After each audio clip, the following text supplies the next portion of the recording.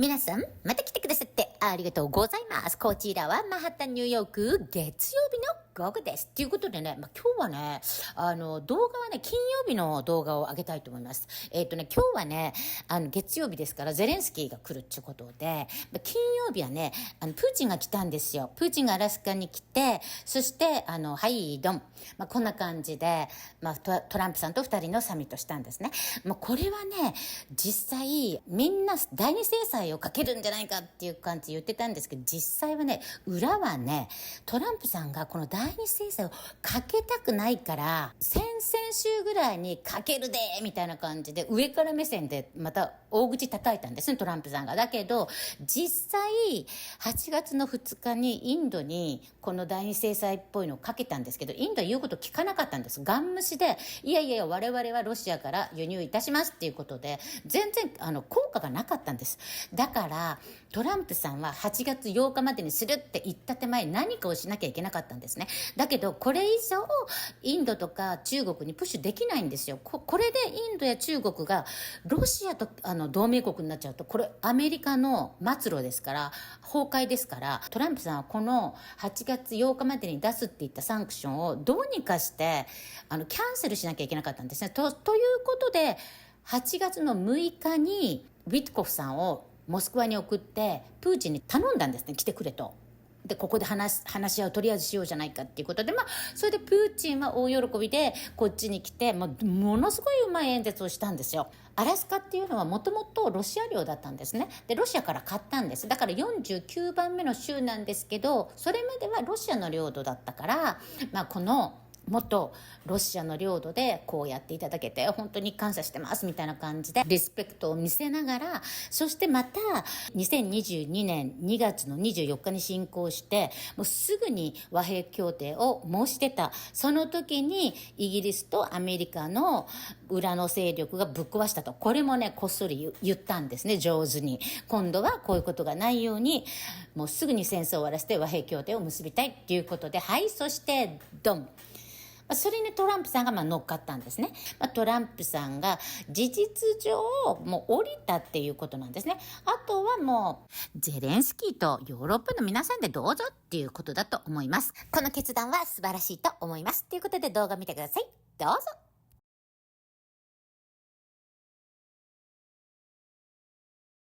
How do you expect then the Monday meeting to go with President Zelensky in the Oval Office?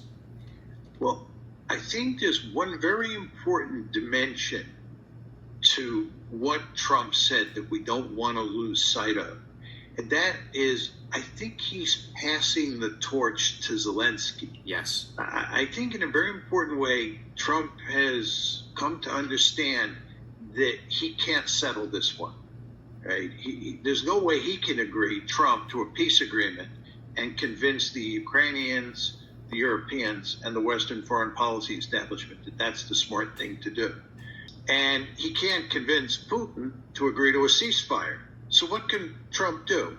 And of course, what Zelensky says he should do is put secondary sanctions on Russia. And we could talk about that because this meeting was in good part about secondary sanctions and Trump's interest in secondary sanctions in the past. But Trump understands. He was asked afterwards what this means for secondary sanctions. There are going to be no secondary sanctions, at least at this point, says Trump. So the sanctions are off the table. The ceasefire is off the table. And Trump has basically agreed with Putin. You got to go directly. He said this. You got to go directly to a peace agreement. So Zelensky comes to the White House. What does this mean? He's basically saying, I believe that Zelensky and the Europeans can now sit down with Putin and they can work this out. So if you listen to the press conference, this is what you were playing. It is ultimately up to them. Very important words. Yes. And I think Trump just understands he can't solve this one. And he's correct. He can't solve this one. He might have been able to solve it if he had been strategically smart from the get-go.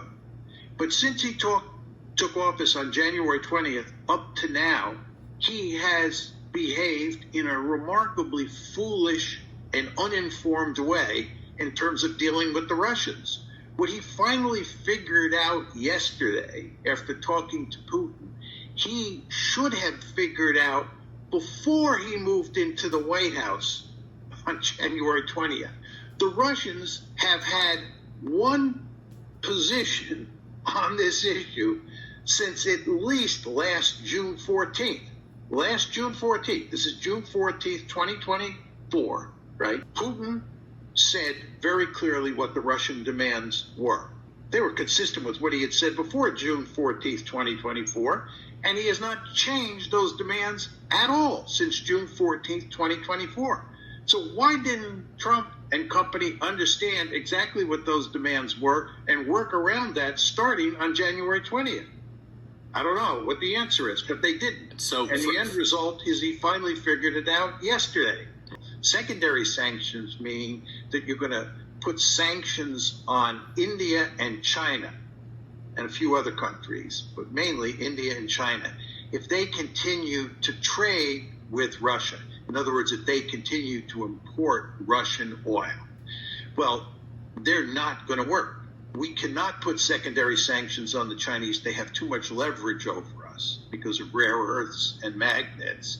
And as I watch, the consumption of U.S. weaponry, of U.S. attention and diplomacy on Israel, an obsession really with Israel, and then also similar obsession here with Ukraine, and then even, determining our relationship with India and with China on the basis of Ukraine, it just seems so counter to any grand strategic interests. The U.S. really is just choosing the last bastions of this Cold War and 1990s, mentality. And when we had the opportunity, which it seems to be right now, we just decided not to take it. Yeah, I think that's an accurate description of what's happened here. The Trump administration and the Biden administration both argue principal contingency the United States should concern itself with is a war against China in East Asia, and that our principal goal should be to contain China in East Asia. That was the consensus opinion inside both administrations. But what's happened is that we can't get out of Ukraine. We're pinned down in Ukraine, and the situation in the Middle East is even worse.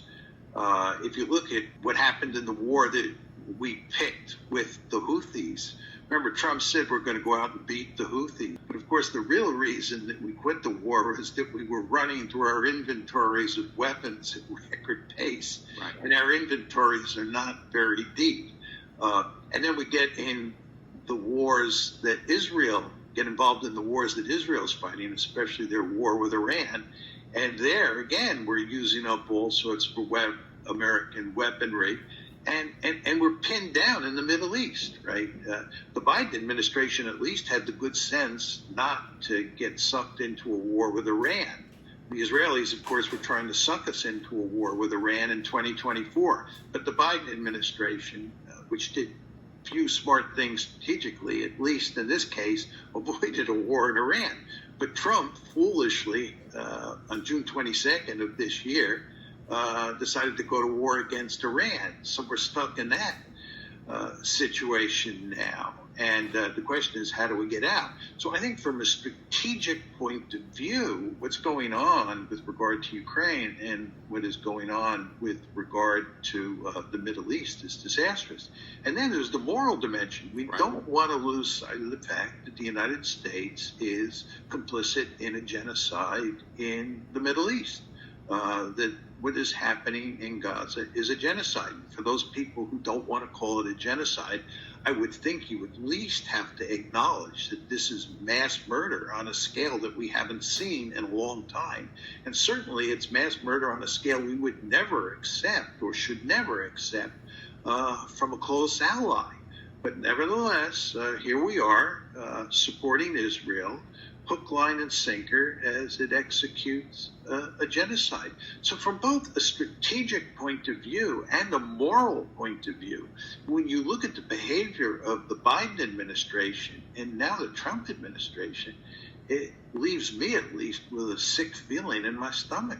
I couldn't agree with you more, sir. It's always just such an honor to talk to you. So thank you so much for joining us and giving us your time. す。